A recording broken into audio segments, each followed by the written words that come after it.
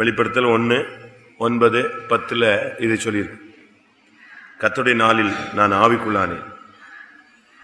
அவனுக்கு பிரச்சனைகள் மத்தியில் இருந்து அதையே பார்த்து புலம்பிக் கொண்டு அழுது கொண்டு துக்கப்பட்டு சோர்ந்து ஒடுங்கி முடங்கி அப்படி விரக்தியின் உச்சிக்கு போகிறது பழக்கம் அவனுக்கு கிடையாது. ஏன்னா அப்போஸ்தலனாகிய யோவானை என்னெல்லாமோ ட்ரை பண்ணி பார்த்தாங்க. கொதிக்கிற எண்ணெயில தூக்கி போட்டாங்களாம். கொதிக்கிற எண்ணெயில அவனுக்கு ஒண்ணுமே ஆகல. சுண்ணாம்பு காலவாசல்ல கொண்டு போய் உள்ள போட்டாங்க, அவனுக்கு ஒண்ணுமே ஆகல. சரி, இவனை சாகவே கிடையாது போல் இருக்குன்னு சொல்லித்தான் இவனை எங்க கொண்டு போய் விட்டது? நீ இருக்கிற வரைக்கும் இருந்துட்டு போன்னு சொல்லி எங்க கொண்டு போய் விட்டாங்க? யோவானை பத்மதீவுல கொண்டு போய் விட்டாங்க. அதனால ஜனங்களுக்குள்ளேயும் ஒரு பேச்சு அடிபட்டுச்சு, இவன் சாக மாட்டான். ஏன்னா இயேசு பேதுருட்ட சொல்லும் போது சொன்னாரு, ஆண்டவரே இவன் காரியம் என்னன்னு பேதுரு கேட்ட உடனே இயேசு என்ன சொன்னாரு? ஒருவேளை நான் வருமளவும் இவன் இருக்க சித்தமானால் உனக்கு என்னன்னு கேட்டார், யோவான் 21. அதனால இவனுக்கு சாவு கிடையாதுங்கிறது எல்லாருக்கும் திட்டமாயிடுச்சு. அதனால தான் எண்ணெய் சட்டியில போட்டாலும் உனக்கு சாவு வரல, சுண்ணாம்பு காலவாசல்ல போட்டாலும் சாவு வரல, தண்ணீரத்துக்கு போட்டாலும் சாவல. அதனால நேரம் கொண்டு போய் அவனை எங்க இறக்கி விட்டு வந்துட்டாங்க? பத்மதீவுல இறக்கி விட்டாங்க.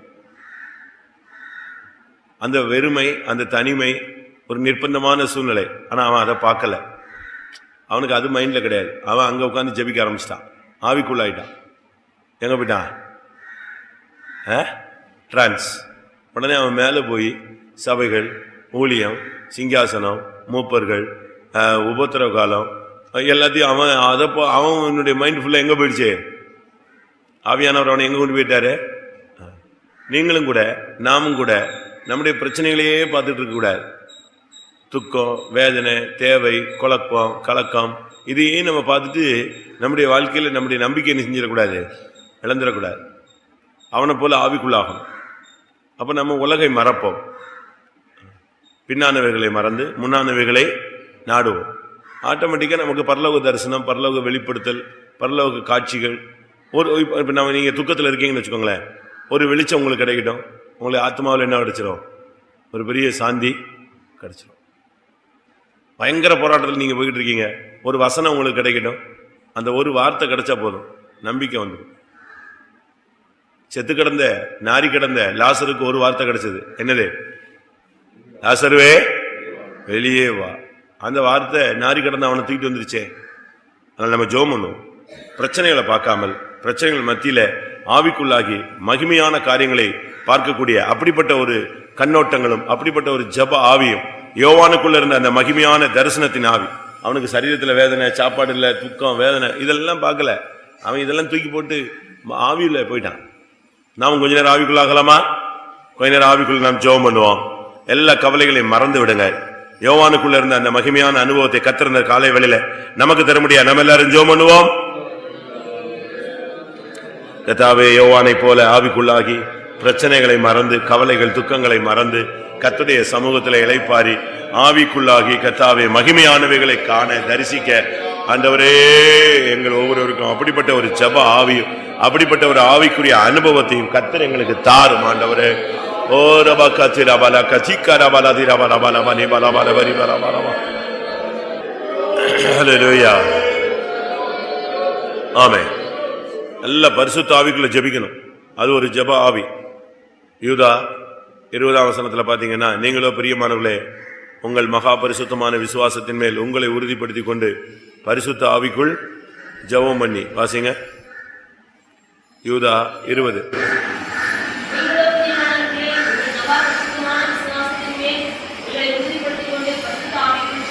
பரிசுத்த ஆவிக்குள் ஜெபம் பண்றது அது ஒரு பெரிய கிருபை. சூழ்நிலைகளை மறக்கலாம் அப்பதான். இல்லைன்னா நீங்க உட்காந்து ஜெபிச்சுட்டே இருப்பீங்க, உங்க துக்கம் வரும், உங்க சஞ்சலம் வரும். இவங்க இப்படி பேசிட்டாங்களே, இவங்க இப்படி நடத்திட்டாங்களே, இவங்க இப்படி பண்ணிட்டாங்களே, நம்மளே இப்படி பண்ணிட்டாங்களே, நம்ம வாழ்க்கை எப்படி ஆகும், இப்படி ஆகும். ஆனா ஜெபிச்சுட்டே இருப்போம். அந்த ஜெபம் என்னது? உருப்படி இல்லாத ஒரு ஜெபம். ஆனா இதை மறந்து ஜெபிக்கிறது தான் பரிசுத்த ஆவிக்குள் வருகிறது. அப்படிப்பட்ட ஒரு ஜெபாவியை தர முடியாது. மறுபடியும் ஜெபம் பண்ணுவோம். ஹல்லேலூயா. கவலைகளை மறந்து ஜெபிக்கிற பரிசுத்த ஆவிக்குள்ள ஜெபிக்கிற ஜெபாவி தர முடியாது. போராடுவோம். ஆமென். உலக கவலையை மறந்து, உலக துக்கங்களை மறந்து, உலக தேவைகளை மறந்து பரிசுத்த ஆவிக்குள்ளே ஜெபம் பண்ணுகிற அந்த அனுபவத்தை கர்த்தர் தரட்டும். முழு சபைக்குள்ள ஒவ்வொரு ஊழியர்கள் விசுவாசிக்குள்ள அந்த பரிசுத்த ஆவிக்குள்ள ஜெபிக்கிற அந்த அனுபவத்தை தரும்படியாய் போராடுங்கள். பைபிள்ல நம்ம யோசேப்பை குறித்து பார்க்கும் பொழுது, யோசேப்புனா இயேசுவின் தகப்பராகிய யோசேப்பை பார்க்கும்போது ஒவ்வொரு டைமும் கர்த்தருடைய தூதன் அவற்றை இடைபடுகிறார். ஒவ்வொரு ஊருக்கு போகும்போதும் என்ன செய்யணும், ஒரு எச்சரிப்பு அவனுக்கு கிடைச்சிக்கிட்டே இருக்கு. அப்படி ஒரு வாழ்க்கை அவனுக்கு இருந்தது. அதனாலதான் அந்த பிள்ளையை அவனால என்ன செய்ய முடிஞ்சது, பாதுகாக்க முடிஞ்சது. இயேசுவை பாதுகாக்க முடிஞ்சதுக்கு காரணம் அதுதான். வேதத்தில் பார்க்கும்போது 4 ட்ரிப்பு கர்த்தர் அவனோடு இடைப்பட்டார். குறுகிய காலத்துக்குள்ள கர்த்தர் அவனோடு 4 ட்ரிப் அவனுக்கு இடைப்பட்டார். மத்தேயு 1 கர்த்தருடைய தூதன் ஃபர்ஸ்ட் அவனுக்கு வெளிப்பட்டார். 2வது மத்தேயு 2ஆம் அதிகாரம் 13ஆம் வசனம்.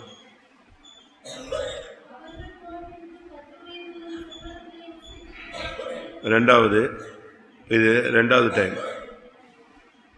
3வது மத்தேயு 2:19.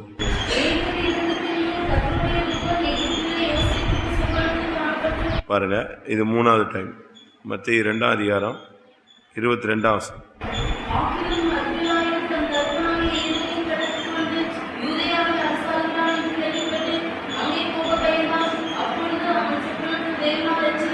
பாத்தீங்களா, தேவனால ஒரு எச்சரிப்பு அவனுக்கு கிடைச்சிக்கிட்டே இருந்துச்சு. ஒரு வழி நடத்துதல், அதனுடைய சரியான அர்த்தம் ஒரு லீடிங் அவனுக்கு நெஞ்சது இருந்துகிட்டே இருந்துச்சு. ஒரு ஆலோசனை கிடைச்சிக்கிட்டே இருந்துச்சு. அந்த பெண்ணை சேர்க்கலாமா, அந்த பெண்ணை தள்ளிடலாமா, வேண்டாமா அப்படின்னு ஒரு அவன் மைண்ட்ல ஒரு எண்ணம் வந்த உடனே ஆண்டவர் என்ன செஞ்சார், அவனோட இடப்பட்டார். நீ அவளை தள்ளக்கூடாது, நீ அவளை சேர்த்துக்கணும்னு. மத்தேயு 1:24 கர்த்தருடைய தூதன் தனக்கு கட்டளையிட்டபடியே தன் மனைவியை அவன் சேர்த்து கொண்டான். அப்போ நமக்கு ஒரு தேவனுடைய நடத்துதல் வேணும். சின்ன காரியமா இருந்தாலும் சரி, பெரிய காரியமா இருந்தாலும் சரி, அது எந்த ஒரு காரியமா இருந்தாலும், பிள்ளைகளுடைய காரியமோ, வேலையோ, விவாகமோ, படிப்போ, இல்லாவிட்டால் உங்களுடைய தொழிலோ, வீடு எடுக்கிற காரியமோ, மாறுற காரியமோ, ஊழியத்துக்கு போறதோ வர்றதோ, எதுவா இருந்தாலும் ஒரு லீடிங் இருந்துகிட்டே இருக்கணும். அவன் பாருங்க, அவன் மைண்ட், அவன் ஒரு நீதிமான். அப்படித்தான் பைபிள் சொல்லுது. மத்தேயு 1 சொல்லியிருக்கு, யோசேப்பு நீதிமானாய் இருந்தான். 19ஆம் வசனம், அவள் புருஷனாகிய யோசேப்பு எப்படி இருந்தான், அதனால கர்த்தர் அவனுக்கு இடைப்பட்டார். நீ அவளை சேர்த்துக்கொள்ள ஐயப்படாத. உடனே அதை அப்படி கீழ்ப்படிஞ்சான். அடுத்த ஆண்டவர் சொல்றாரு, நீ பிள்ளையை எடுத்துட்டு என்ன செய், ஓடிப்போ, எகிப்துக்கு ஓடிப்போ, நான் சொல்ல வரைக்கும் நீ என்ன செய், அங்கே ஓடிட்டான். அடுத்த ஆண்டவர் சொல்றாரு, திரும்ப சொல்றாரு, நீ பிள்ளையை கூட்டிக் கொண்டு எங்க வா, இஸ்ரேல் தேசத்துக்கு போ. திருப்பி அங்கிருந்து புறப்பட்டான். வரும்போது அவனுக்கு ஒரு டவுட் வந்துருச்சு, இது எப்படி பிள்ளைய கொண்டு போன்னு சொல்றாரு, அங்க போனா அவன் இருக்கானே, அவன் பிள்ளை தானே இருக்கான், அவன் பிள்ளை தானே அடுத்த போஸ்டிங் வந்திருக்கான், என்ன ஆகும், அர்குலாயி தன் தகப்பனுடைய ஏராதின் பட்டத்துக்கு வந்திருக்கிறான்னு சொல்ல உடனே அவன் போக பயந்தான். உடனே யார் வந்துட்டா, கர்த்தருடைய தூதன் எச்சரிச்சு, இல்ல நீ வேண்டாம், நீ அங்க போகாத. இந்த இடத்துல தூதன் இல்ல, தேவனே வந்துட்டார். அவன் சொப்பனத்தில் தேவனால் எச்சரிக்கப்பட்டார். உடனே அவன் எங்க போயாச்சு, நாசரேத்துக்கு போய்விட்டார். அதனால அவர் நசரேன் என்று என்ன பண்ண. அப்ப இதுல இருந்து என்ன விளங்குகிறோம்னா, ஒவ்வொரு ஸ்டெப்லையும் இது ஒரு சின்ன சின்ன காரியம் போல இருக்கும். ஆனா இதுல யார் பாதுகாக்கப்படுறா, இயேசு பாதுகாக்கப்படுற. நமக்குள்ள இருக்கிற கிறிஸ்து பாதுகாக்கப்படணும்னா அப்பப்ப நமக்கு ஒரு லீடிங் இருந்துகிட்டே இருக்கணும், டச்சிங் இருந்துகிட்டே இருக்கணும். ஆண்டவருக்கு நமக்கும் போலாமா வேண்டாமா வேணுமா, எது எடுத்தாலும் யாருடைய கான்டாக்டே, தெய்வத்தினுடைய தொடர்பு. அந்த அளவு ஒரு வாழ்க்கை இருக்கு. அப்படிப்பட்ட ஒரு வாழ்க்கையை அவன் என்ன செஞ்சான், வாழ்ந்தான். எபிரேயர் 11ஆம் அதிகாரத்தில் பார்த்தீங்கன்னா ஏனோக்கை குறித்து சொல்லி இருக்கிறது, அவன் தேவ எச்சரிப்பு பெற்று வாழ்ந்தான். இங்கேயும் அதேதான், தேவனால் எச்சரிக்கப்பட்டான். 11:7 எபிரேயர் 11:7. சாரி, நோவாவை பத்தி சொல்லியிருக்கு. அவன் எப்படிப்பட்டவன, தேவ எச்சரிப்பு பெற்ற ஒரு ஆள். அதனால தான் அவன் துணிஞ்சு அந்த பேழையை கட்டினான். தேவ எச்சரிப்பு நோவாவுக்கு கிடைத்தது. ஏனாக்கொல்ல நோவா. அப்ப நமக்கு இந்த நாட்கள்ல தேவ எச்சரிப்பு எப்பவுமே நமக்கு ஒரு டச்சிங் இருந்துகிட்டே இருக்கணும். ஒரு சின்ன காரியமானாலும் பெரிய எதுவா இருந்தாலும், உலக பிரகாரமான காரியமா இருந்தாலும் சரி, ஆவிக்குரிய காரியமா இருந்தாலும் சரி, காலையில் எழுந்திரிச்ச உடனே நமக்கு ஒரு லீடிங் இருக்கணும். இன்னைக்கு இங்கே போகணும், அங்கே போகணும், இங்கே போகணும் நம்ம நோட் பண்ணி வச்சுருப்போம். ஆனால் அதில் ஆண்டவர்கிட்ட ஒரு என்ன இருக்கணும், ஒரு கைடன்ஸு இருந்துக்கிட்டே இருக்கணும். நம்ம பிளான் போடுறது ரொம்ப சிம்பிள். நம்ம டெய்லி பிளான் போட்டுகிட்டே தானே இருப்போம். அது இது அங்கே போகணும், இங்கே போகணும். நமக்கு இந்த ஒரு இடத்துல உட்கார முடியாது, சக்கரம் கட்டிகிட்டு இருக்கும், ஓடிட்டே இருப்பான். திடீர்னு இங்கே இருப்பான், திடீர்னு அங்கே இருப்பான், திடீர்னு சர்ச்சுக்கு வருவான், சர்ச்சிலேருந்து பார்த்தா வீட்டுக்கு போயிடுவான், வீட்டிலேருந்து பார்த்தா அங்கே போயிடுவான். அது சுற்றிக்கிட்டே இருக்கும் அது. ஆனால் இதுக்கு மத்தியில் கர்த்தருடைய லீடிங் ஒன்று இருக்கணும். நீ போகாத, நெல்லு, உட்காரு, எலும்பு. கர்த்தருடைய நடத்துதல் ஒருத்தர் இருந்தான்னா அவனை கரெக்டாக கர்த்தரை கொண்டு போவார். யோசேப்புக்கு நல்ல ஒரு லீடிங். அவளை விடலாமா, அவளை என்ன பண்ணலான்னு யோசிச்ச உடனே கர்த்தர் சொன்னார், நீ அவளை விடுறது மாதிரி என்ன செய்யக்கூடாது, யோசிக்கவே கூடாது. இப்போ நம்ம விசுவாசிகளுக்கு வீட்டில் பிரச்சனை வந்த உடனே இப்படி டக்கு டக்குன்னு ஒரு ஆலோசனை கிடைச்சதுன்னா வீட்டில் சண்டை வருமா, நீடிக்குமா? 10 நிமிஷத்துல என்ஜின் ஆஃப் ஆகி போயிடும். அப்படித்தானே? பயங்கர கொந்தளிப்பு, ஏசு இறையாதே அப்படின்னா ஆஃப், அப்படி நின்று போச்சு. அப்படித்தானே? அதுபோல உங்க வீட்டில் கடல் கொந்தளிக்குது, சுனாமிலாம் அடிக்குது. ஆனா நிறுத்துறதுக்கு தான் ஆள் இல்லை. நிறுத்துறவரை உள்ள விடுறதே இல்லை. சுனாமி உண்டாக்குற ஆள் தான் உள்ள உட்காந்துருக்கோம். நம்ம எல்லாம் யோனாவா இருந்தா சுனாமிலாம் தானா வரும். அதனால அங்க பாருங்க, உடனே அவனுக்கு ஒரு லீடிங் கிடைக்குது. நமக்கு ஒரு நடத்துதல் வேணும். பிரச்சனையை அமர்த்தக்கூடிய ஒருவர் தேவை. அவன் மனசுலதான் யோசிச்சான், தன் இருதயத்துல யோசிச்சான், அவளை தள்ளிடலாமா அப்படின்னு யோசித்து கொண்டிருந்தான். தன் ரகசியமாய் தள்ளிவிட யோசனையா இருந்தான். அவனுக்கு உள்ள அப்படி ஒரு சிந்தனை ஓடிச்சு. சிந்தனையை கர்த்தர் அறிஞ்சு உடனே செஞ்சாரு, இந்த வேலை என்ன செய்யக்கூடாது, செய்யக்கூடாது. ஒரு பிராமின் பொண்ணை ஒரு வீட்டில் கட்டி கொடுக்கறதுக்கு ட்ரை பண்ணாங்க. அந்த தாய் ஒத்துக்கல. இது இந்த பிராமின்லாம் நம்ப முடியாது, திரும்ப என் பையனை எங்க கொண்டு போயிடுவாங்க, விக்கிரக ஆராதனைக்குள்ள கொண்டு போயிடுவாங்க. அந்த கேப்ல அந்த பிள்ளை அபிஷேகம் பெற்றா. யாரு? அந்த பிராமின் கேர்ள் அபிஷேகம் பெற்றா. அவ புதுசா அபிஷேகம் பெற்றா. இவங்க என் பையனுக்கு பிராமின் கட்டி கொடுக்க கூடாதுன்னு சொல்றாங்களே, இந்த பையனுக்கு அபிஷேகம் கிடையாது. ஆனா வந்தவளுக்கு என்ன கிடைச்சிருச்சு, அபிஷேகம் கிடைச்சிருச்சு. இந்த அபிஷேகம் கிடைச்சவொடனே அந்த அம்மாவுக்கு கொஞ்சம் உறுத்தல், நம்ம பையனுக்கு கூட என்ன கிடைக்கல, அபிஷேகம் கிடைக்கல, அவளுக்கு கிடைச்சிருச்சு.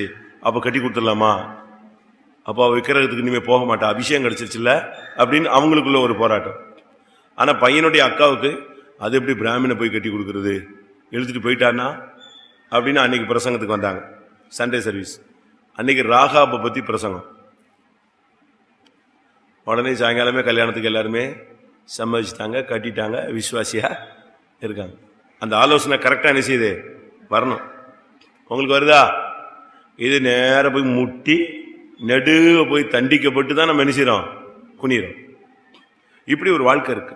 யோசேப்புக்கு உடனே சின்ன காரியம் தான், போலாமா வேண்டாமா, உடனே ஒரு லேடி, நீ பிள்ளை எடுத்துக்கொண்டு எங்க போ, எகிப்துக்கு போ, எகிப்துல இருந்து திரும்பி நீ எங்க போ, இஸ்ரேலுக்கு போ, இஸ்ரேல இருந்து நீ எங்க போ, நாசரேத்துக்கு போ.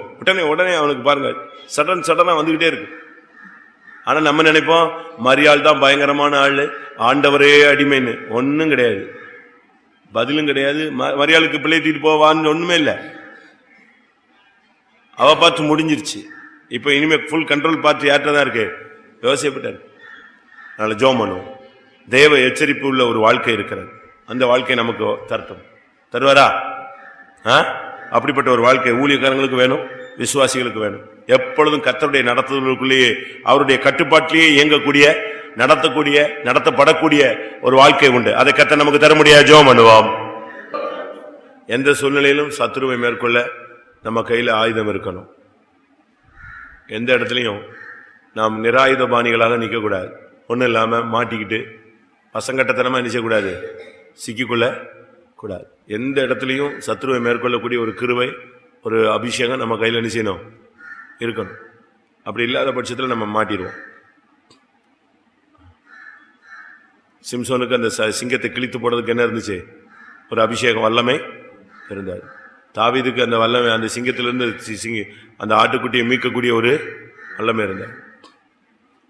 அப்போஸ்தலனாகிய பவுலுக்கு சொல்றார், எனக்கு கிருபை இருந்ததுன்னு சொல்றார். கோலியாத்தை மேற்கொள்ள தாவீதுக்கு என்ன இருந்துச்சு? ஒரு கல் இருந்துச்சு. அதுபோல பொல்லாங்கனியும் அக்னியாஸ்திரங்களை அவித்து போட நமக்கு என்ன இருக்கணும்? என்ன வேணும்? எபேசியர் 6, பொல்லாங்கனியையும் அக்னியாஸ்திரங்களை அவித்து போடத்தக்கதாக. அப்போ பொல்லாங்கனியும் அக்னியாஸ்திரங்களை அவித்து போடுறதுக்கு நமக்கு என்ன வேணும்? விசுவாசம். ஒரு ஆயுதம் தேவை, இல்லைன்னு சொன்னா முடியாது. தாவீது ஒரு கட்டம் வரும்பொழுது ஆயுதம் இல்லாம போயிட்டான். பிசாசு நம்மளை ஆயுதம் இல்லாம மாத்துவான்.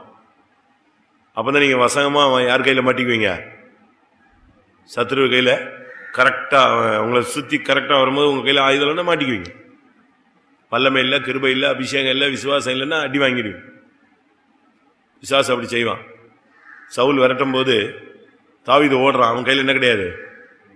ஒரு ஆயுதம் கூட கிடையாது. இவன் சொல்றான், ராஜாவின் காரியம் அவசியமா இருக்கிற அப்படின்னா நான் ஓடி வந்துட்டேன், இங்கே உம்மிடத்துல ஏதாவது ஆயுதம் இருக்கான்னு கேட்கிறான். அப்ப அவன் சொல்றான், நீர் ஏழை பள்ளத்தாக்கில் கொண்ட கோலியாத்தின் பட்டயம் இருக்கிறது வேணும்னா. உடனே அவன் சொல்றான், அது வேணா கொண்டா, அதுக்கு நிகர் ஒண்ணுமே கிடையாதுன்னு வாங்கிக்கிட்டான். அப்ப நமக்கு ஆயுதங்கள் இருக்கணும். சத்ருவை மேற்கொள்ள நமக்கு கையில் எப்படி இருக்கணும்? எப்பொழுதும் ஒரு வல்லமை இருக்கணும், ஒரு அபிஷேகம் இருக்கணும். சத்ருவுடைய வேலை என்ன தெரியுமா? ஒரு ஆயுதம் கூட உன் கையில சிக்காதபடி பார்த்துக்கொள்வான். அப்படித்தான் சவுலுடைய நாட்கள்ல நடந்தது. சவுலுடைய நாட்கள்ல யுத்த நேரத்தில் ஒரு ஆயுதமும் கிடைக்காத அளவுல சத்ரு பிளான் பண்ணான். பெலிஸ்தர்கள் ஒரு ஆயுதம். 1 சாமுவேல் 13:19 பாத்தீங்களா? ஒருத்தன் கையில எதுவும் எது இருந்துடக்கூடாது. பட்டயம் ஈட்டி ஒருத்தன் கையில நிச்சயக்கூடாது, சிக்கிடக்கூடாது. இப்போ இவங்களுக்கு இருக்கிற மண்வெட்டி, கோடாரி, கடப்பாறை எல்லாம் தீட்டுக்கிறதுக்கு எங்க போக வேண்டியது ஆகி போச்சு? இஸ்ரேலில் இருக்கிற எல்லா கொல்லனையும் பிடிச்சி போயிட்டானுங்க, கண்ட்ரோல் பண்ணிட்டான். இப்ப இவங்க ஏதாவது தீட்டணும்னா எங்க போனோம்? அங்க போனோம். அங்க போவதுக்கு ஒண்ணுமே கிடையாது. அங்க போவதுக்கு வாய்ப்பே இல்லை. அவர்கள் கூர்மை ஆக்குறதுக்கு என்னதான், எது மட்டும்தான் இருந்துச்சு கையில? அரங்கள் 22. யுத்த நாள் வந்தபோது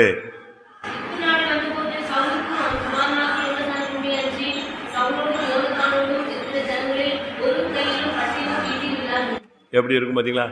ஒரு யுத்த காலத்துக்கு போய் நிக்கிற ஒரு ராஜாவுக்கும் பையனுக்கும் மட்டும்தான் என்ன இருக்கு? பட்டயமும் ஈட்டியும். மற்ற யார் கையிலும் என்ன கிடையாது. சத்ரு எவ்வளவு அழகா பிளான் பண்ணி அடிக்கிறான் பாத்தீங்களா? புரியுதா? சத்ரு எவ்வளவு பிளான் பண்றான் பாத்தீங்களா? உன் கையில விசுவாசம் இருக்கக்கூடாது, கிருபை இருக்கக்கூடாது. உனக்கு உன் கையில என்ன ஆயுதம் இருக்குன்னு பாக்குறான். அதை இல்லாம ஆக்குறதுக்கு அவன் ட்ரை பண்ணிட்டே இருக்கான். உனக்கு ஜபம் நல்ல உன்னுடைய வாழ்க்கையில ஜபம் தான் ஆயுதமா?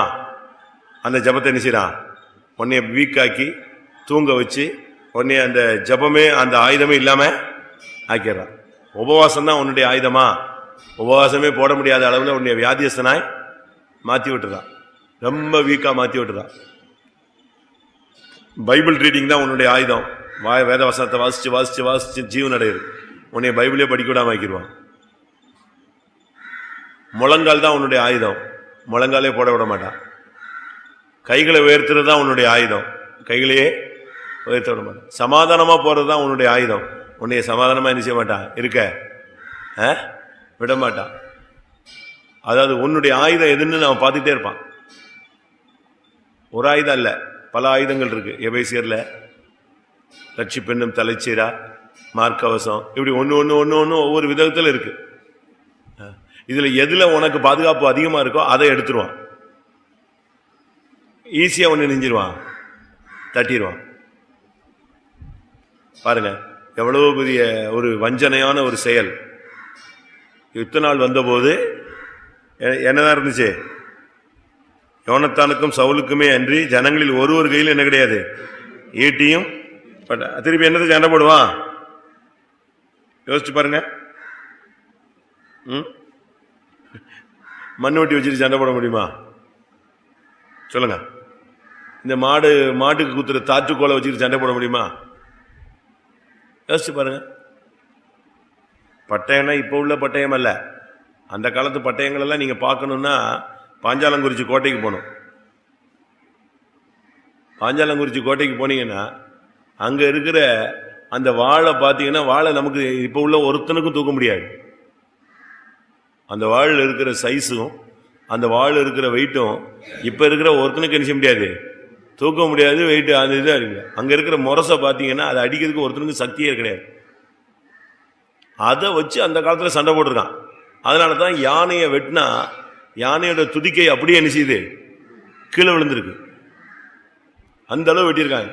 அவ்வளவு. அப்போ அவன் எப்படி இருந்திருப்பான்னு பாருங்க.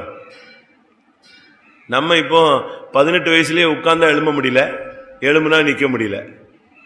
ஒரு 3 நிமிஷம் கழிச்சு தான் கை காலெல்லாம் ஸ்டெடினஸ் வருது. எத்தனை வயசு? 18 வயசு. இப்ப இருக்கிற நம்முடைய பாடி கண்டிஷன் அவ்வளவு லோ ஸ்டேஜுக்கு நெஞ்சிருச்சு வந்துருச்சு. ஆனா அவங்க நீங்க போய் டைம் இருந்தா பாருங்க, அந்த வாள்லாம் எவ்வளவு சைஸ், என்ன மாதிரி ஈட்டிகள், என்ன மாதிரி. ஆனா இத்தனை நேரத்தில் பிசாசு என்ன பண்ணிட்டான், கரெக்டா யோனத்தானுக்கும் இவங்க 2 பேரும் எனி டைம் வச்சிருப்பாங்க, மற்ற எல்லாருக்கும் கிடையாம இல்லாம பார்த்துட்டான். அதுதான் அவனுடைய பிசாசின் தந்திரம். உனக்கு அந்த ஆயுதம் இருக்கக்கூடாது, உனக்கு அந்த கிருபை இருக்கக்கூடாது, உனக்கு அந்த அபிஷேகம் இருக்கக்கூடாது, உனக்கு அந்த அக்னி என்ன செய்யக்கூடாது, இருக்கக்கூடாது. பாச செல்வத்தை பத்தி நீங்க கேள்விப்பட்டிருப்பீங்க. பாச செல்வம் தெரியுமா? இங்கே உள்ளவர் தான், ஆழ்வார் தோப்பு.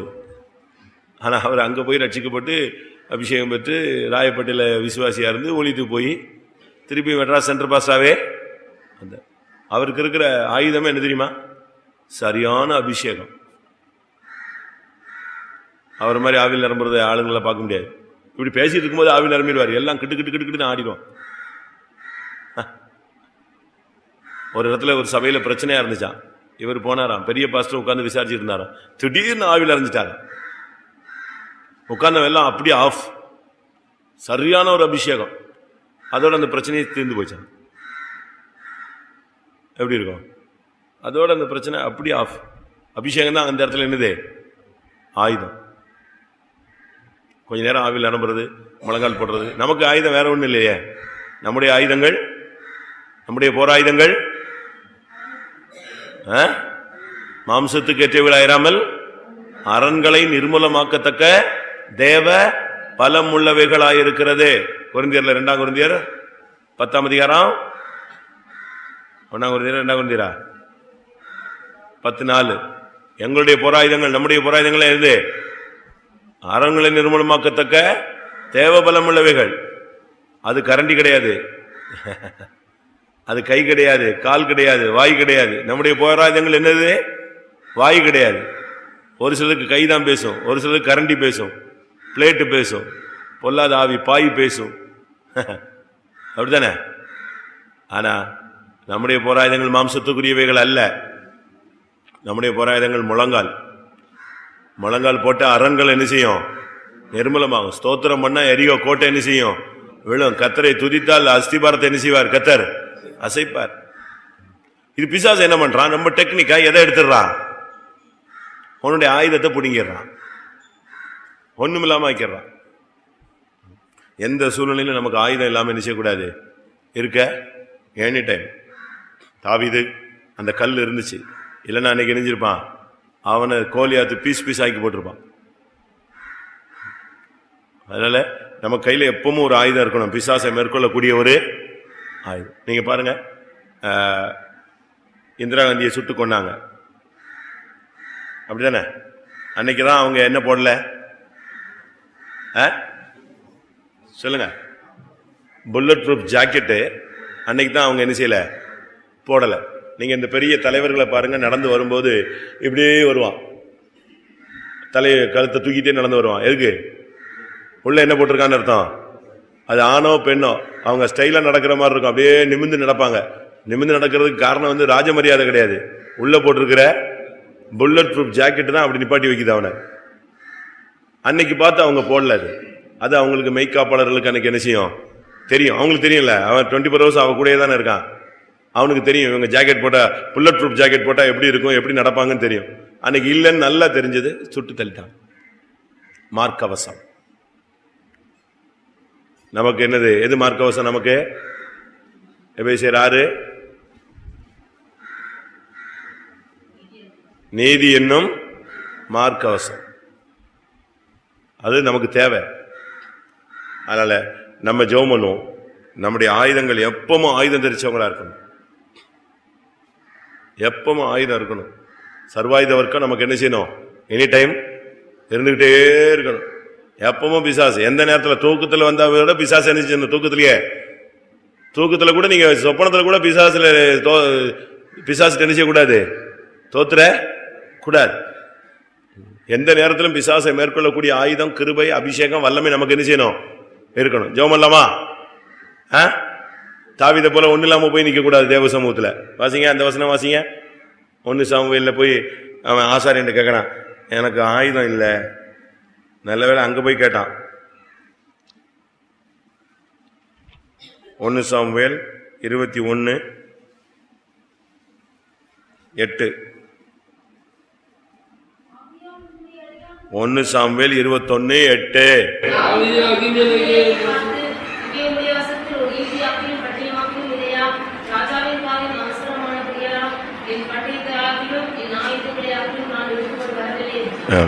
அது அங்க ஒரு பொய் சொல்லிட்டான். ராஜாவின் காரியம் அவசரம். அப்படி இல்லை. ராஜா என்னை துரத்துறபடினால் நான் என்ன செய்யல, எதை எடுக்காம வந்துட்டேன். யாரு துரத்தினாலும் துரத்தாட்டாலும் எது இருக்கணும் உன் கையில? எனி டைம் என்ன இருக்கணும்? பட்டயம் இருக்கணும். ஏன்னா நீ ஒரு போர் வீரன். எனி டைம் எது இருக்கணும் உன் கையில? ஆயுதம் இருந்துகிட்டே இருக்கணும். நீ ஒரு விசுவாசி, நீ ஒரு ஊழியக்காரன். நீ எங்க போனாலும் உனக்கு ஒரு கிருபை இருக்கணும், ஒரு அபிஷேகம் இருக்கணும், ஒரு வெளிப்படுத்தல் இருக்கணும், ஒரு தரிசனம் இருக்கணும், ஒரு வல்லமை இருக்கணும், ஒரு அக்னி என்ன செய்யணும் உன் கையில இருக்கணும். எப்பவுமே நீ உஷாராவே இருக்கணும். 24 hours. எந்த நேரத்தில் என்ன நடக்கும் நமக்கு என்ன செய்யாது, தெரியாது. அதனால எப்பொழுதும் கிருபை, வல்லமை, அபிஷேகம், ஆலோசனை, தேவனுடைய நடத்தல் இருந்துகிட்டே இருக்கணும். ஜெபம் பண்ணுவோமா? பாருங்க பிசாசு எவ்வளவு தந்திரமாய் அந்த இடத்துல இஸ்ரவேல் ஜனங்கள்ட்ட ஒரு ஆயுதம் கூட இல்லாம பாத்துக்கிட்டான். அன்னைக்கு தான் பயங்கரமான தோல்வியின் நேரம். ஆனா கர்த்தர் அங்கே ஜெயிக்க வைத்தார். அதனால நம்முடைய ஜனங்கள், நம்முடைய ஊழியர்கள், நம்முடைய விசுவாசிகள் எல்லாருக்கும் கர்த்தர் எந்த சூழ்நிலையிலும் சத்துருவை மேற்கொள்ளக்கூடிய ஒரு அபிஷேகம், கிருபை, வல்லமையை தந்து வழி நடத்த முடியாக, எந்த இடத்திலும் பிசாசின் கையில சிக்கிக் கொள்ளாதபடி அவர்களை ஆயுதம் அணிந்தவர்களாய் மாற்ற முடியாது. ஜெபம் பண்ணுவோம். ஆண்டவரே, எந்த சூழ்நிலையிலும் சத்துருவை மேற்கொள்ளக்கூடிய கிருபை வேணும் சுவாமி, அபிஷேகம் வேணும் கர்த்தாவே, ஆலோசனை வேணும் கர்த்தாவே. நிராயுதபாணியாக பிசாசின் கையில சிக்கக்கூடாது, மனுஷர்கள் கையில சிக்கிக் கொள்ளக்கூடாது, சாசின் கையில சிக்கிக் கொள்ளக்கூடாது கர்த்தாவே. சாசின் கையில மாட்டிக்கொள்ளக்கூடாது கர்த்தாவே. சாசின் கையில மாட்டிக்கொள்ளக்கூடாது கர்த்தாவே. சாசின் கையில விழுந்து போகக்கூடாது கர்த்தாவே. எந்த சூழ்நிலை எந்த வல்லமை மேற்கொள்ள ஒரு அபிஷேகம் வேணும், வல்லமை வேணும், கிருபை வேணும், முழங்கால் வேணும், மார்க்கவசம் வேணும், ரட்சிப்பு வேணும், விசுவாசம் வேணும், அபிஷேகம் வேணும், கிருபை வேணும், வாக்குத்தத்தம் வேணும், வல்லமை வேணும், ஜெபம் வேணும், கையெடுப்பு வேணும், முழங்கால் ஜெபம் வேணும். எந்த சூழ்நிலையில எந்த வல்லமையை எதிர்கொள்ள பலப்படுத்தி தாரு. எந்த சூழ்நிலையில எந்த வல்லமையை மேற்கொள்ள எதிர்க்க சக்தி உள்ளவர்களாய் மாற்று. பிசாசின் தந்திரங்களை எதிர்த்து நிற்க திராணி உள்ளவர்களாய் மாற்று. பொல்லாங்கனையும் அக்னி ஆஸ்திரங்களை அவித்து போடக்கூடியவர்களாய் மாற்று. எந்த வல்லமை எதிர்க்கக்கூடிய வல்லமை உள்ளவர்களாய் மாற்று. ஆம், நல்ல ஜெபம் பண்ணும். ஒவ்வொரு விசுவாசிகளுக்கும் ஒவ்வொரு ஊழியர்களுக்கும் ஒரே மாதிரி பிரச்சனை கிடையாது. ஒவ்வொருவருக்கும் ஒவ்வொரு விதங்களில் போராட்டம். ஒரு சிலருக்கு பிள்ளைகள் மூலமா, ஒரு சிலருக்கு புருஷன் மூலமா, ஒரு சிலருக்கு மனதில், ஒரு சிலர்ல தொழில, ஒரு சிலர்ல பண விஷயத்துல, ஒரு சிலர்ல பிள்ளைகள் விஷயத்துல, ஒரு சிலருக்கு சரீரத்துல. அதே போல ஊழியக்காரங்களுக்கும் ஒவ்வொரு விதங்களிலே போராட்டங்கள். அப்படினால அந்தந்த மேற்கொள்ள அந்தந்த ஆயுதங்கள் நமக்கு தேவை. விசுவாசமோ, கிருபையோ, அபிஷேகமோ, வல்லமையோ, ஜபமோ, உபவாசமோ, எதுவா இருந்தாலும் அந்தந்த சூழ்நிலைகளுக்கு ஏற்ற அந்தந்த போராட்டங்களை மேற்கொள்ளக்கூடிய ஒரு அபிஷேகம், கிருபை, வல்லமையை தருமுடியாய், அந்த ஆயுதத்தை தருமுடியாய் ஜெபம் பண்ணுவோம். அல்லேலூயா அல்லேலூயா அல்லேலூயா அல்லேலூயா. ஒவ்வொரு ஊழியர்கள் ஒவ்வொருவருக்கும் ஒவ்வொரு விதங்களில் உள்ள போராட்டங்கள், அந்தந்த போராட்டங்களை அந்தந்த சூழ்நிலைகளை ஜெயிக்க ஆண்டவரே தேவைகளை சந்திக்க நல்ல ஒரு அபிஷேகம் தாரும், கிருபை தாரும், ஜெபம் தாரும், முழங்கால் தாரும், கையெடுப்பு தாரும், உபவாசம் தாரும், கண்ணீரின் ஆவி தாரும், விழிப்பின் ஆவியை தாரும், விசுவாசத்தின் ஆவியை தாரும், பிரதிஷ்டையை தாரும், பரிசுத்தத்தை தாரும், தேவ அன்பினால் நிரப்பும், திவ்ய சுபாவங்களினால் நிரப்பும், சத்துருவை மேற்கொள்ள பலன் தாரும். அடுத்து நாம் இந்த சரீரத்தில் தான் தேவ சித்தம் செய்கிறோம். இந்த சரீரத்தை அவன் போட்டு வறுத்து எடுக்கிறான். இந்த சரீரத்தை தேவன் நமக்கு கொடுத்தது எதுக்காக? இதோ ஒரு சரீரத்தை எனக்காக நீர் ஆயத்தம் பண்ணினீர். எதற்காக? இதோ உம்முடைய சித்தம் செய்ய வருகிறேன். அதுக்கு தான் இந்த சரீரம் கொடுக்கப்பட்டது. ஆனால் இந்த சரீரத்தில் நம்ம தேவ சித்தம் செய்யறதுக்கு நம்ம தீர்மானங்கள் எடுக்கிறோம், பிரதிஷ்டைகள் பண்றோம். ஆனா சில நேரத்தில் நம்முடைய அறியாமை புத்தீனத்தில் நம்ம அந்த தேவ சித்தத்தை என்ன செய்யறதில்லை. இன்னொரு விதத்தில் பார்க்கும் பொழுது அந்த தேவ சித்தத்தை செய்ய விடாம இந்த சரீரத்தை போட்டு உழுக்கி எடுக்கிறான். யாரு? சாத்தான். வாசிங்க இந்த வசனம், எபிரேயர் 1 எந்த அதிகாரம்? எந்த வசனம்? 15 1 அதிகாரத்தில் கூட இல்லையோ? சரி விட்டுருங்க. பலியும் காணிக்க நீர் விரும்புகிறதில்லை, ஒரு சரீரத்தை எனக்காக ஆயத்தம் பண்ணி உம்முடைய சித்தம் செய்ய வருது. அப்ப இந்த சரீரத்தில் தான் தேவ சித்தம் செய்ய முடியும். ஒன்று, இயேசுவின் வருகையில் இந்த சரீரம் தான் என்ன செய்யுது? மீட்பு அடைகிறது. ரோமர்ல வாசிக்கும் பொழுது மேலும் நம்முடைய சரீர மீட்பாகிய புத்திர சுவிகாரம் வர நமக்குள்ளே காத்திருந்து தவிக்கிறோம். ரோமர் எத்தனை? 8 23.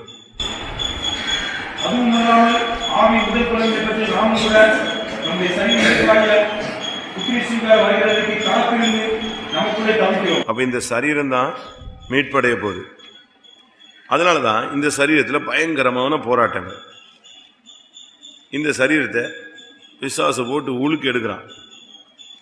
இந்த சரீரத்தை தான் சிலுவையில் அடிச்சு தொங்க விட்டான். இந்த சரீரத்தில் தேவசித்தம் செய்யக்கூடாது. ஆனா அவர் அந்த சரீரத்தில் தேவசித்தத்தை என்ன செஞ்சிட்டாரு? செய்து முடிச்சிட்டாரு. அதனால நம்முடைய சரீரத்தை பலவீனப்படுத்துவான். வியாதிப்படுத்துறது, பலவீனப்படுத்துறது, வேதனைப்படுத்துறது, களைப்பாக்குறது, சோர்ந்து போக வைக்கிறது, இதெல்லாம் எதுல தான்? அதனால நம்ம ஜெபம் பண்ணுவோம்.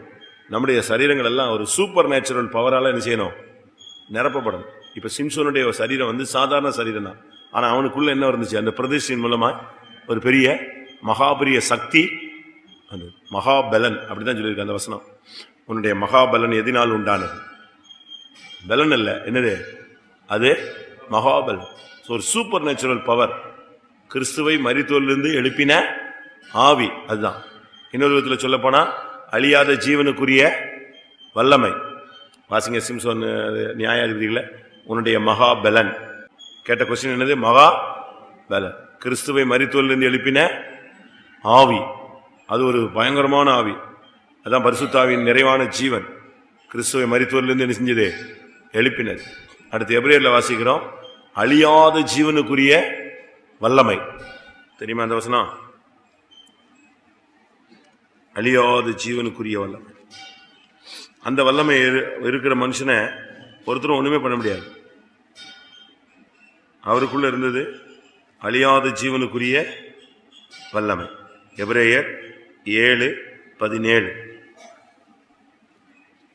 அந்த வல்லமை தான் இயேசுவை ஆசாரியராய் மாற்றினர்.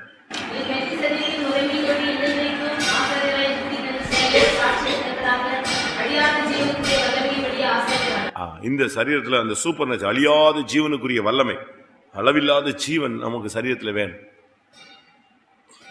பாருங்க, இன்னைக்கு தலைவலி, கால்வலி, கைவலி, கண்ணு பார்வை மங்குது, உட்கார முடியல. இதெல்லாம் நான் பரியாசத்துக்கு சொல்லல, நமக்கு இப்போ இருக்கிற ஃபேக்டை சொல்றேன். முந்தைய காலங்களில் மனுஷனுடைய வயதெல்லாம் 900, 800 இப்படிதான் இருந்துச்சு. அப்படியே மோசையின் காலத்தில் இது எங்க வந்துருச்சு? சர்றன்னு இறங்கி. சங்கீதக்காரன் சொல்லும் போது எவ்வளவு சொல்றான்? பலத்தின் மிகுதியிலால 80. அதுக்கு மேல ஒருத்தர் இருந்தானா வருத்தமும் சஞ்சலம் தான். அப்போ டக்குன்னு நெஞ்சிருச்சு, சர்வன்னு குறைஞ்சிருச்சு. அந்த காலத்தில் மேரேஜ் வயசுன்னு சொல்ல, கல்யாண வயசுன்னா என்னது 40. அந்த காலத்தில் ஈசாக்கு கல்யாணம் பண்ணும்போது எத்தனை வயசு? 40. இப்போ 40 வயசுல செத்து போயிடுறான். முடிஞ்சு போன காலம் அது. இப்போ கல்யாண வயசுங்கிறது 13, 14 போயிடுச்சு. டீன்ல போயிடுச்சு அது. அப்ப பாருங்க, அந்த மனுஷனுடைய காலங்கள் இணைஞ்சிட்டு இருக்கு, குறியிட்டு. அப்ப சங்கீதக்காரன் காலத்துல 70, 80. இப்ப நம்ம வயசுல 40, 50. அப்ப அந்த ஸ்டேஜ் வந்துருச்சு. இப்ப நம்முடைய சரீரம் அப்ப எவ்வளவு பலவீனப்படும்? அன்னைக்கு 60 வயசுல பலவீனப்பட்டாங்க, இப்ப 30 வயசுல என்ன செய்யறான்? பலவீனப்படுறான். வியாதிகள் பயங்கரமா போராடுது, புது புது வியாதி. என்ன கேன்சர்னு சொல்ல முடியல, அது புதுவிதமான கேன்சர்கள். அப்ப நம்ம இப்ப ஜெபம் பண்ணும், நம்முடைய சரீரத்துல நம்ம எல்லாம் நம்ம உலகத்துல தான் இருக்கிறோம், ஆனா நம்முடைய சரீரத்தை எந்த வல்லமை நிரப்பணும்? அழியாத ஜீவனுக்குரிய வல்லமை நம்ம நிரப்பினாதான் நம்ம வண்டியை ஓட்ட முடியும், உபவாசம் எடுக்க முடியும். இப்ப சுகர், அதோட அவன் சாகிற வரைக்கும் உபவாசம் எடுக்கிறது கிடையாது, முடிஞ்சு போச்சு. அப்படித்தானே? சுகர் வந்துருச்ச பிறகு உபவாசம் எடுக்கிற ஆளு யாருன்னு சொல்லுங்க. நார்மலா சாப்பிட்டா 3, ஸ்கூல்ல படிக்கும்போது 4 ட்ரிப் சாப்பிடுறோம். ஸ்கூல்ல படிக்கும்போது ஏன்னா 4:30 வந்தவொடனே சாப்பிடுவோம்ல, அது ஸ்கூல்ல, அது ஒரு காலம். அதுக்கு பிறகு 3 ஆயிருது. உபவாசம் அப்படி இப்படின்னு போட்டா 1 நேரம் 2 நேரம் சாப்பாடு தான் ஓடுது. சரி, சுகர் வந்துட்டுனா 7 தரம் சாப்பிடுறான். உண்மைதானே? நான் சொல்றது இதுக்கு இல்ல, உண்மைதானே? அந்த நோய் எதிர்ப்பு சக்தி மொத்தமா போய் கொஞ்ச நேரத்தில் நாக்கெல்லாம் வறட்சி. அப்ப என்ன செய்யணும்? குடிச்சுக்கிட்டே இருக்கணும். கொஞ்ச நேரத்தில் அப்படியே செத்து போன மாதிரி, கை காலில் விட்டு போன மாதிரி. உடனே என்ன செய்யறது? இதை சாப்பிடவா அதை சாப்பிடவா? காலைல 3 மணிக்கு சாப்பிட்டு இருக்கானே, பரியாசம் இல்ல, நமக்கு வந்துச்சுன்னா நமக்கு அதை கந்தல் சொல்றேன். 3 மணிக்கு சாப்பிடுறாங்க, அடுத்த 2 மணி நேரத்தில் அடுத்து என்னது சாப்பாடு? எங்க போகுது? சரி, ஆளாவது ஹெல்த்தா இருக்காங்களா? 8 ட்ரிப் சாப்பிட்றதுனால செத்து போன மாதிரி தான் இருக்கும். அப்போ உபவாசமே எடுக்க முடியாத அளவில் இந்த பிசாசு இந்த சரீரத்தை என்ன செய்யுது? மாத்து. தண்ணி குடிக்காத ஃபாஸ்டிங் இருந்த ஆளெல்லாம் சுகர் வந்துச்சுன்னா தொலைஞ்சே போயிட்டான். அவனுக்கு பாட்டில் வச்சுது ஜபத்திலேயே 7 ட்ரிப் குடிச்சாதான் உட்கார முடியும். அதுக்கு எதுக்கு சொல்றேன்னா, நம்முடைய சரீரத்தை கர்த்தருடைய வல்லமை என்ன செய்யணும்? ஆளுகை செய்யணும். அழியாத ஜீவனுக்குரிய அந்த சூப்பர் நேச்சுரல் பவர் இறங்கினாதான் நம்ம தடுமாறி சீயோனு எருசலேம் போய் சேருவோம்.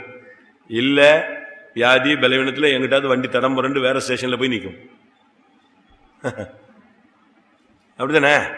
கரெக்ட் தானே நான் சொல்றது? நீங்க வியாதியே இல்லாம வியாதி வந்துருச்சு, நீங்க எதாவது ஒண்ணு நீங்க இங்கிலீஷ் மருந்து எடுக்கிறது இல்ல, தமிழ் மருந்து எடுக்கிறோம், அவ்வளவு வரும். அப்படித்தானே? எல்லாம் அப்படி உண்மைதானே? என்னத்தையாவது ஒண்ணு மாத்தி கீத்தி இங்கிலீஷ்ல போய் ஆஸ்பத்திரி போனதானே தப்பு. இங்கதான் நம்மால் தான் எவ்வளவு மருந்து சொல்லிக்கிட்டே இருக்கான், வைத்தமிழ் இருந்துகிட்டே மருந்து சொல்லிட்டு இருக்கானே. இதை குடி, அதை குடி, அதை குடி, இதை குடி, நான் இதை குடிச்சேன், அதை குடிச்சேன். சாராயத்தை தவிர மற்ற எல்லாத்தையும் குடிக்கிறான், குடிச்சுக்கிட்டே இருக்கான். அதை குடிச்சு இதை குடிச்சு குடிச்சு குடிக்காரன் ஆகி கடைசியில் விசுவாசம் போய் எருசலேம் போய் சீயோன் போய் அடுத்த ஸ்டேஷன் புதிய பூமி புதிய வானத்துல தான் வண்டி நிக்கணும். அப்படிதானே? விசுவாசம் போயிட்ட பிறகு சீயோனும் கிடையாது, எருசலேமும் கிடையாது. வண்டி எங்கதான் நிற்கும்? அடுத்த ஸ்டேஷன் தான். 4 ஸ்டேஷன் தான் இருக்கு, 5வது ஸ்டேஷன் நரகம். இந்த பயணத்துல 5 ஸ்டேஷன் இருக்கு. ஒன்னு சீயோன், அடுத்து புதிய எருசலேம். இந்த 2 ஸ்டேஷன் மிஸ் ஆயிடுச்சுன்னா எங்க போய் நிக்கலாம்? அது புதிய வானத்தை ஏற்கனவே ஒரு குரூப் ரிசர்வ் பண்ணி வச்சுட்டு இருக்கான். யாரு? பழைய ஏற்பாட்டு காலத்து பரிசுத்தவான். ரத்த சாட்சியா மறிச்சா நீ எங்க போவ? அந்த ஸ்டேஷன்ல இறங்குவ. இல்லைன்னா புதிய பூமி ரட்சிக்கப்பட்டவனுக்கு. இதையும் சேர்ந்து ஸ்லிப்பா பண்ணி விட்டுட்டீங்கன்னா என்னது? பிரேக் இல்லாத ஒரு ஸ்டேஷன் இருக்கு. அதனால நல்ல கவனமா இருங்க. அதனால இப்பவுமே நம்முடைய சரீரத்தை கர்த்தருடைய கிருபையினால் என்ன செய்யணும்? நிரப்பிக்கணும். கர்த்தருடைய வல்லமையினால் என்ன செய்யணும்? நிரப்பிக்கணும். ஆண்டுடைய அபிஷேகத்தினால் நிரப்பி நிரப்பி நிரப்பி நிரப்பி என்ன செய்யணும்? அப்பப்ப ஃபியூல் பெட்ரோல் ஊத்துற மாதிரி அபிஷேகத்தை வாங்கி வாங்கி வாங்கி வாங்கி லக்கை போய் என்ன செஞ்சிடணும்? தொற்றணும், விட்டுறக்கூடாது. அதனால இப்பவுமே அதனாலதான் பாஸ்டர் ஜோயல் சொல்லுவார், கண்ணு நல்லா இருக்கும்போதே பைபிள் நல்லா படி, கை கால் நல்லா இருக்கும்போதே முடிஞ்ச அளவு ஊழியத்தை செஞ்சிரு, நல்ல ஸ்ட்ரென்த் இருக்கும்போதே எதை போட்டுரு? உபவாசத்தை ஸ்ட்ராங்கா போட்டுக்கோ. ஒன்னும் முடியாத ஒரு காலம் வரும், அப்ப நீ உன் கையை நீட்டுவாய், வேறொருவன் உன் அறையை கட்டுவான். அவனுக்கு இஷ்டமில்லாத இடத்துக்கெல்லாம் கொண்டு போவான், அந்த இடத்துல நீ சமாதானமா நீ போலாம். ஆவியானவர் உன்னை கொண்டு போவார். ஜெபம் பண்ணுமா எல்லாரும்? ஆம், என்னுடைய சரீரத்தில் ஒரு வல்லமை வேணும், கிருபை வேணும், பலன் வேணும், உபவாசிக்க கிருபை வேணும், ஜெபிக்க கிருபை வேணும், விழித்திருந்து போராட ஜெபி வேணும், நல்லா பாடுபடணும், நல்லா வேலை செய்யணும், கர்த்தருடைய வீட்டில் நல்லா வேலை செய்யணும், பாடுபடணும். அப்படிப்பட்ட ஒரு பலன் வேணும்னா கர்த்தருடைய சமூகத்தில் கொஞ்ச நேரம் கேட்கலாம். கர்த்தாவே, அழியாத ஜீவனுக்குரிய வல்லமை எனக்கு தாருங்க, இந்த சரீரம் மீட்படைய தக்க அளவுல இந்த சரீரத்தை பலத்தினாலும் அபிஷேகத்தினால் நிரப்பும். எல்லாரும் கேட்போம். நம்முடைய சரீரத்தில் நல்ல பலத்தையும் ஆரோக்கியத்தையும் வல்லமையும் தர முடியாது. ஜெபம் பண்ணுங்கள். நம்முடைய சபையில கொஞ்சம் ஜனங்கள் தான் இருக்காங்க, ஆனாலும் அவங்க எல்லாரும் விசுவாச வீரர்களாய் என்ன செய்யணும்? மாறணும். ஜெப வீரர்களாய் மாறணும், விசுவாசத்தை காத்துக்கொண்டவர்களாய் மாறணும், பரிசுத்தவான்களாய் மாறணும். கொஞ்சம் ஜனங்கள் தான், ஆனா உண்மையுள்ளவங்களா என்ன செய்யணும்? இருக்கணும். ஒரு விசுவாசி தான் இந்த சபையில இருக்கான் அப்படின்னா அந்த ஒரு விசுவாசி யாரா இருக்கணும்? உண்மையில. இன்னொரு விசுவாசி இருக்கானா அவன் விசுவாச வீரனா இருக்கணும், இன்னொரு விசுவாசி இருக்கானா அவன் ஜெப வீரனா இருக்கணும், இன்னொரு விசுவாசி இருக்கானா அவன் ரொம்ப பரிசுத்தவானா இருக்கணும். அப்படி ஒரு லெவல் தான் நமக்கு என்னது தேவை. சும்மா போட்டு ஜனம் கூட்டுறதுக்காக நம்ம ஜெபிக்கிறோம், ஆனா வந்து பிரயோஜனம் இல்லாமல் பெறக்கூடாது.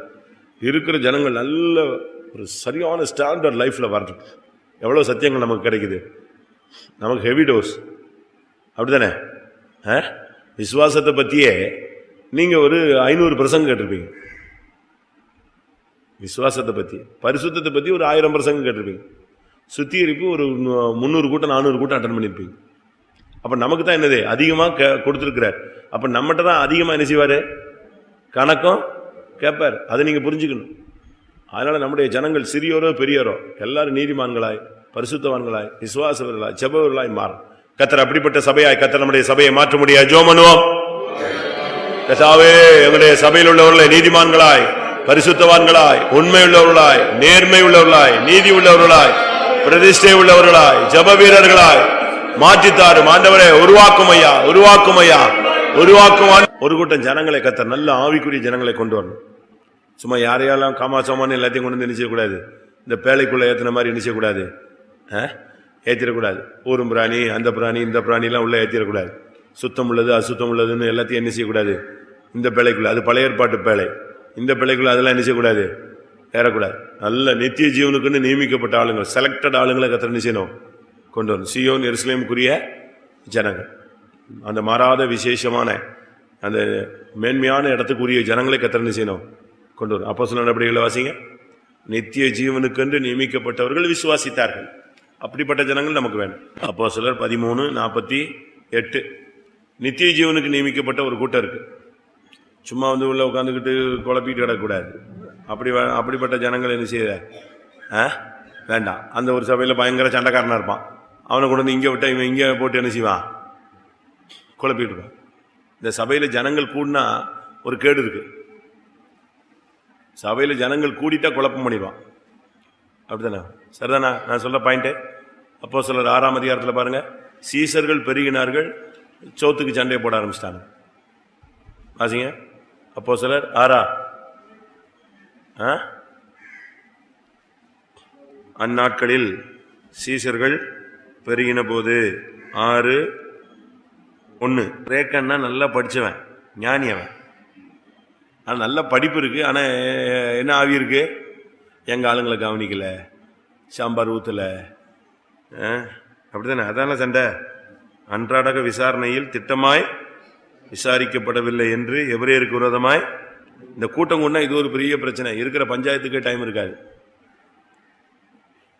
அந்த பையன், இந்த பொண்ணு, அந்த பிரச்சனை, இந்த பிரச்சனை, அது இதுன்னு என்னத்தையாவது எடுத்துட்டு வந்துருவானு. அதனால தான் நான் சொல்றேன், யார் வரணும்? நித்திய ஜீவனுக்கு நியமிக்கப்பட்ட டீம் வரணும். இந்த வசனத்தை வச்சு ஜெபம் பண்ணலாமா? அப்போஸ்தலர் 13:48 வச்சு சும்மா யாரெல்லாமா கொண்டு வந்து இறக்கி விட்டுறக்கூடாது. இங்க கடந்து சண்டை இருக்கிற சவுலு இருக்கிற குழப்பவாதிகள் எல்லாம் கொண்டு வந்து விட்டா சபைக்குள்ள என்ன நடக்கும்? கிரேக்கரானவர்கள், எபிரேயர்கள், இவங்க எல்லாம் சண்டையை போட்டு கடந்து சீசர்கள் பெருகுனா இது ஒரு கேடு. ஆனா நல்ல சீசர்கள் பெருகட்டும். யார் வரணும்? அவன் இந்துக்கள்ல இருந்து வந்தாலும் சரி, முஸ்லீம்ல இருந்து வந்தாலும் சரி, மற்ற சபையில இருந்து வந்தாலும் சரி, நித்திய ஜீவனுக்கு நியமிக்கப்பட்டவர்களை கர்த்தர் கொண்டு வர முடியாது. எல்லாரும் போராடி ஜெபம் பண்ணுவோம். கர்த்தாவே, நித்திய ஜீவனுக்கு நியமிக்கப்பட்ட ஜனங்களை கொண்டு வாரும் ஆண்டவரே. ஐயா, சபை பெருகி குழப்பங்களாய் மாறக்கூடாது. சபை பெருகி நித்திய ஜீவனுக்குள்ளாய் மாறணும். கர்த்தாவே, நித்திய ஜீவனுக்குரிய ஜனங்களை கொண்டு வர முடியாது. ஸ்தோத்திரம் பண்ணுவோம். இந்த ஜெபத்தில் கலந்து கொண்டிருக்கிற ஒவ்வொருடைய வேண்டுதல், விண்ணப்பங்கள், ஜெபங்களுக்கு கர்த்தர் பதில் கொடுக்க முடியாது, நிறைவே கட்டளிட முடியாது. ஜெபம் பண்ணுவோம். அருமையான பிதாவை வாழ்த்து துதிக்கிறோம். இந்த ஆசீர்வதிக்கப்பட்ட கால வேளையில உம்முடைய சமூகத்தில் வந்து உபவாசத்தோடு பல காரியங்களை வேத வசனத்தின் வெளிச்சத்தில் ஜெபிக்கத்தக்கதாக அடியார்களுக்கு நீர் உதவி செய்ததுக்காக உமக்கு நன்றி செலுத்துகிறோம். எங்களுடைய உள்ளத்தின் வேதனைகள், எங்களுடைய தேவைகள், எங்களுடைய பாரங்கள், எங்களுடைய சரீர வேதனைகள் எல்லாவற்றையும் நீர் அறிவீர் கர்த்தாவே. அதற்கு ஏற்றவனமான பதிலை, சுகத்தை, ஆரோக்கியத்தை, விடுதலையை, ரட்சிப்பை, நிறைவை கர்த்தாவே, ஆசீர்வாதத்தை, இளைப்பாறுதலை, சமாதானத்தை தெய்வம் கட்டளிடும்படியாய் ஜெபிக்கிறோம். சபையின் வளர்ச்சிக்காய் ஜெபிக்கிறோம். சபையின் முன்னேற்றத்துக்காக ஜெபிக்கிறோம். சபையினுடைய ஆவிக்குரிய எழுப்புதலுக்காக ஜெபிக்கிறோம். ஆண்டவரே, வந்திருக்கிற ஜனங்களுக்காக ஜெபிக்கிறோங்க. தாவே, அவருடைய தேவைகள் எல்லாம் சந்தியும். தொடர்ச்சியாயுள்ள ஊழியங்களை பொறுப்படும். எல்லா குடும்பங்களையும் நடத்தும். உம்முடைய வருகைக்கு ஆயத்தப்படுத்தும். இயேசுவின் நாமத்தில் வேண்டிக் கொள்கிறோம் பிதாவே. என் ஆத்துமாவே கர்த்தரை ஸ்தோத்திரி. என் முழு உள்ளமையுடைய பரிசுத்த நாமத்தை ஸ்தோத்திரி. என் ஆத்துமாவே கர்த்தரை ஸ்தோத்திரி. அவர் செய்த சகல உபகாரங்களையும் மறவார். ஆமென். அல்லேலூயா.